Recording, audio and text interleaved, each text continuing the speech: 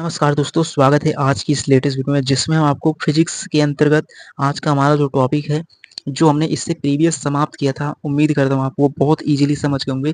जिसमें हमने केवल वहाँ पर एक प्रॉपर समझा था किस तरीके से आपके जो पदार्थ की यानी कि द्रव्य की अवस्था होती है। तो आज उसी के आगे कंटिन्यू करते हैं, बहुत इम्पोर्टेंट है। तो उम्मीद करता हूँ अगर आप वो सेशन देखे होंगे तो बहुत ईज़िली समझ गए होंगे, जहाँ पर हमने ये डिस्कस किया था कि द्रव्य आपके कितने प्रकार के होते हैं।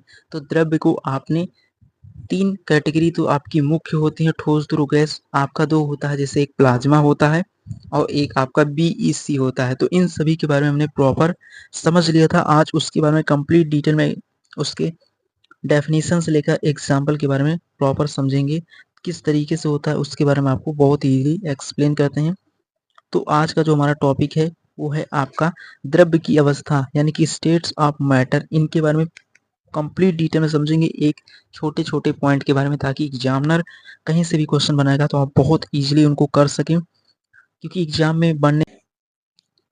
तो स्टार्ट करते हैं। आज का आपका टॉपिक है द्रव्य की अवस्था यानी कि स्टेट ऑफ मैटर्स क्या होते हैं, किस तरीके से इसकी प्रॉपर डेफिनेशन है, इन सभी के बारे में आपको एक्सप्लेन करते हैं।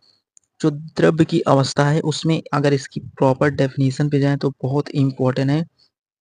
तो यहाँ पर मेंशन भी किया है, ये आपको समझना होगा कि जो भौतिकी यानी कि जो भौतिक रूप में द्रव्य वह है जिसका द्रव्यमान होता है और जो स्थान घेरता है। यानी कि सिंपली आप द्रव्य को ये समझे, जैसे आपकी जो किताब है वो भी कुछ ना कुछ स्थान घेरेगी, उसका भी कुछ ना कुछ भार होगा। वही पॉइंट को यहाँ पर मेंशन किया है कि भौतिक रूप में द्रव्य है वह है जिसका द्रव्यमान होता है और स्थान घेरता है। तो इस संसार में हर एक वस्तु जिसको आप देखते हैं जो स्थान घेरता होगा, जिसका कुछ ना कुछ भार होगा, वो आपका द्रव्य की कैटेगरी में आता है।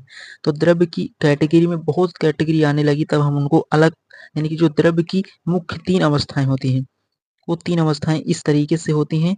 बाकी 2 अवस्थाएँ और होती हैं, उनके बारे में डिटेल में डिस्कस करेंगे। बट ये तीनों बहुत इम्पोर्टेंट हैं। पहला है सॉलिड, दूसरा है लिक्विड, तीसरा है गैस। जो द्रव्य की अवस्था होती है, तो द्रव्य को जब हमने देखा तो भौतिक रूप में या द्रव्य वह है जिसका स्थान यानी कि जो द्रव्यमान होगा और कुछ ना कुछ स्थान घेरेगा। और जो द्रव्य की 3 मुख्य अवस्थाएँ होती हैं, वो ठोस, द्रव, गैस, इस तरीके से इनको प्रॉपर डिफाइन किया है। तो सिंपली आप जैसे बुक देखते होंगे, बुक भी आपका एक द्रव्य है, क्योंकि द्रव्य किस तरीके का है, वो सॉलिड है। यानी कि द्रव्य आपके जब बहुत हो गए हैं, तो हमारे जो वैज्ञानिक लोग हैं वो इनको अलग-अलग कैटेगरी में रखने लगे। क्योंकि इस तरीके से संसार में आप जिस तरफ देखेंगे आपको केवल द्रव्य भी दिखाई देगा। यानी कि जो आपके मैटर हैं यही चारों तरफ आपको बिखरे हुए थे, क्योंकि चारों तरफ आपको जिसका कुछ ना कुछ स्थान था, यानी कि जो स्थान घेरता था और उसका कुछ ना कुछ भार रहता था। जैसे जो पानी है उसका भी कुछ ना कुछ भार होता है और वो भी कुछ ना कुछ यानी कि अगर आप एक बॉटल में रखेंगे तो उसका आकार लेगा या उसका वेट होगा, तो वो कौन-सा द्रव्य होगा? तो जो आपका द्रव्य होगा वो लिक्विड की श्रेणी में आ जाएगा। उसी प्रकार आप जैसे गैस देखते होंगे, तो गैस का भी कुछ न कुछ भार होता है, वो भी अपना एक आयतन फिक्स कर लेता है।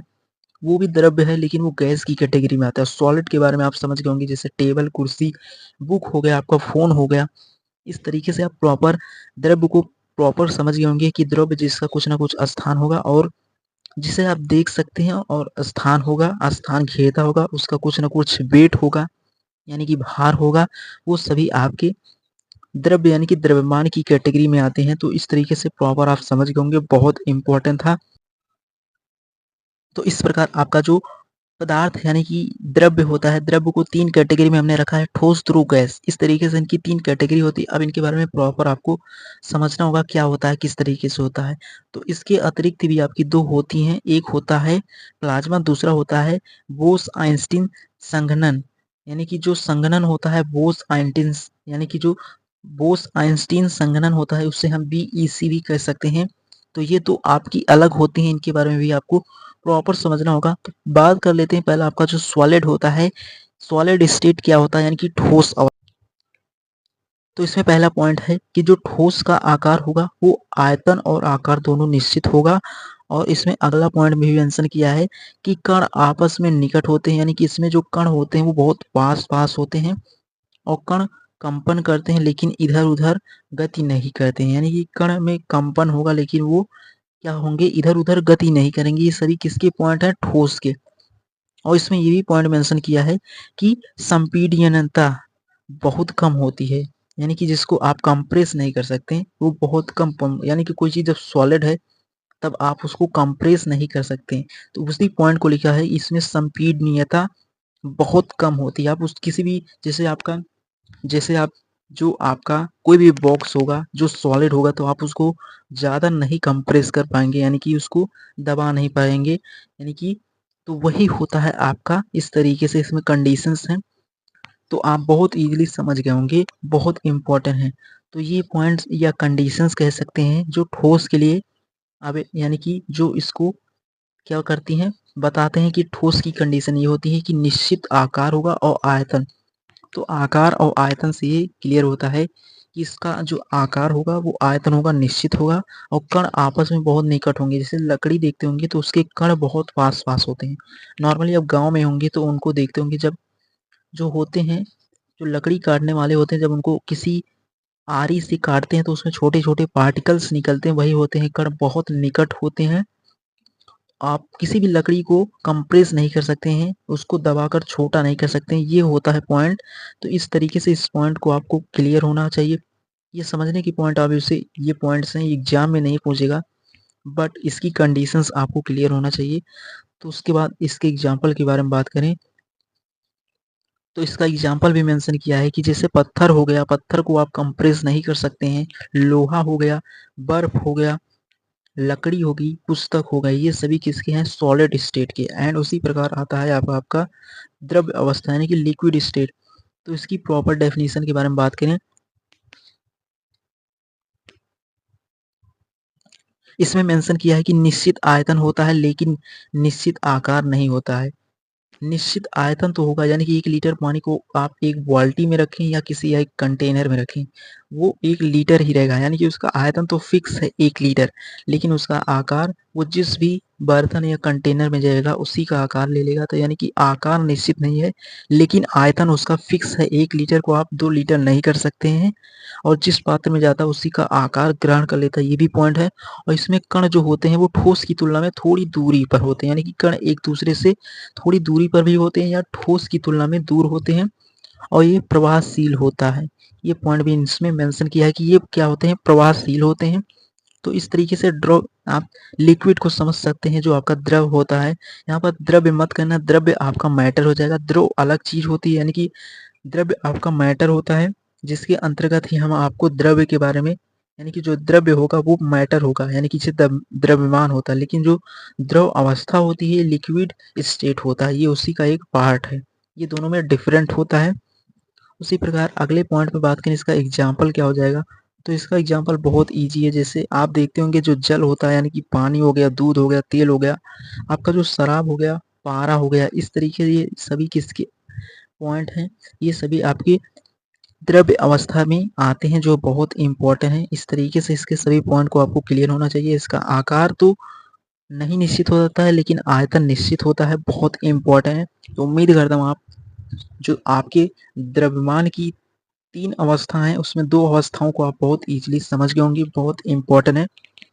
तो अगर आपको फिर भी कोई डाउट हो तो कमेंट बॉक्स में पूछ सकते हैं। बाकी ये बहुत ईज़ी टॉपिक है, अगर आपका फोकस 100% रहेगा तो आप बहुत ईज़िली समझ जाएँगे। उसके बाद इसके आगे क्वेश्चन के बारे में बात करते हैं।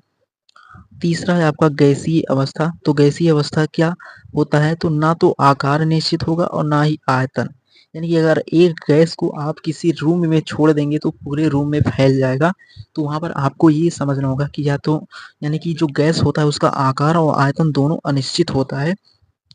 अगर बात करें इसमें, तो गैस पूरे यानी कि गैस पूरे उपलब्ध स्थानों में फैल जाती है। यानी कि जैसे एक रूम है या हॉल है, अगर आप वहाँ पर गैस को खोल देंगे तो वहाँ पर वो पूरे रूम में फैल जाएगा। ये होता है, यानी कि ना पर जो गैस की कंडीशन होती है, ना पर उसका आकार निश्चित होता है, ना ही आयतन।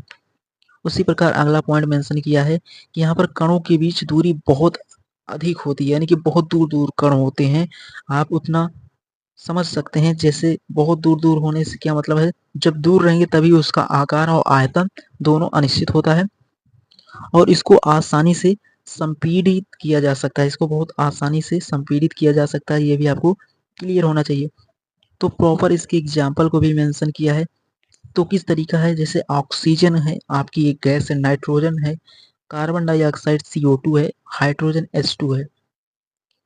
तो इस तरीके से आपको ये समझना था। ये है गैस के बारे में प्रॉपर, जहाँ पर इसकी कंडीशन है कि ना तो आकार निश्चित होगा ना ही आयतन। ये आपका गैस के बारे में प्रॉपर समझाता है। उसी प्रकार इसमें कणों के बीच जो दूरी होती है बहुत अधिक होती है, ये भी आपको समझना था। तो इस तरीके से ठोस, द्रव और गैस के बारे में आपको प्रॉपर समझ में आ गया होगा, बहुत इंपॉर्टेंट है। उसके बाद अब आता है प्लाज्मा क्या होता है। तो प्लाज्मा अवस्था क्या होती है, तो इसमें मेंशन किया है यह आयनित गैस होती है जिसमें मुक्त इलेक्ट्रॉन आयनन होते हैं। तो प्लाज्मा सिंपली आपका वायुमंडल में बनता है, जहाँ पर आप जानते होंगे प्लस और माइनस आयन होते हैं, जहाँ पर आयनित गैस उसी के बारे में मेंशन किया है। तो जब प्लस और माइनस के आयन आपस में टकराते हैं तो वहाँ पर दो चीजें होती हैं, एक तो चमक निकलती है और एक गर्जन होती है। तो वही आप देखते होंगे जब प्लस माइनस के आयन टकराते हैं वहाँ पर आयनित गैस होती है, तो जिसमें मुक्त इलेक्ट्रॉन और आयनन होती है, तो वहाँ पर गर्जन और एक चमक निकलती है, वहीं पर प्लाज्मा बनता है। तो इस पॉइंट को आपको समझना था। उसके बाद अगले पॉइंट में मेंशन किया है कि यह अत्यधिक ताप और ऊर्जा पर बनती है। और यहाँ पर अगला पॉइंट मेंशन किया है कि विद्युत और चुंबकीय क्षेत्र की प्रतिक्रिया करती है। तो ये पॉइंट्स होते हैं क्योंकि प्लाज्मा आपका वायुमंडल में बनता है, क्योंकि जब प्लस और माइनस के आयन टकराएंगे तो वहाँ पर दो घटनाएं होती हैं, एक तो ध्वनि निकलता है, एक चमक जो बहुत तीव्र होती है। तो इस प्रकार प्लाज्मा ऊपर बनता है। एग्जाम्पल को भी मेंशन किया है। तो एग्जाम्पल में जैसे सूर्य और अन्य तारों का पदार्थ हो गया, बल्ब हो गया, तो इस तरीके से लाइट हो गई, तो प्लाज्मा टीवी हो गया। तो इस तरीके से इसके एग्जांपल्स बहुत इंपॉर्टेंट है, जो आप बहुत इजीली समझ गए होंगे। उसके बाद अगला पॉइंट आता है आपका, क्या है उसके बारे में आपको, तो अगला पॉइंट आता है आपका जो होता है बहुत इंपॉर्टेंट है, बोस आइंस्टीन संघनन। यह क्या होता है, यह अत्यधिक ठंड होता है, यानी कि यह अत्यधिक ठंड होता है और लगभग शून्य के पास तापमान पर बनने वाली अवस्था है। शून्य के आसपास बनने वाली अवस्था होती है। इसमें परमाणु आपस में विलय होकर एक क्वांट अवस्था आ जाते हैं, यानी कि जो इसमें परमाणु होंगे वो आपस में विलय होकर एक क्वांट अवस्था में आ जाते हैं। अगर इसके एग्जाम्पल के बारे में बात करें तो जैसे आप पीरियोडिक टेबल में देखते होंगे, जो आपका रुबिडियम होता है वो गैस को शून्य के निकट ठंडा करने पर बीईसी बनाती है। ये आपको आवर्त सारणी में कंप्लीट तत्वों में देखेंगे तो वहाँ पर आपकी जो आवर्त सारणी होती है उसमें 180 आपके एलिमेंट होते हैं, उसी में रुबिडियम होता है जो शून्य के निकट ठंड करने पर जो बोस आइंस्टीन संघनन का निर्माण करती है। तो इस तरीके से प्रॉपर आप समझ गए होंगे जो द्रव्य की तीन अवस्थाएं थी, मुख्य, ठोस, द्रव, गैस। उसके बाद दो अन्य और अवस्थाएं होती हैं, इनके बारे में भी आपको कंप्लीट डिटेल में डिस्कस किया, बट आपको वो तीनों पता रहेंगी तो आपका एग्जाम में क्वेश्चन वहां से भी बनते हैं, यहाँ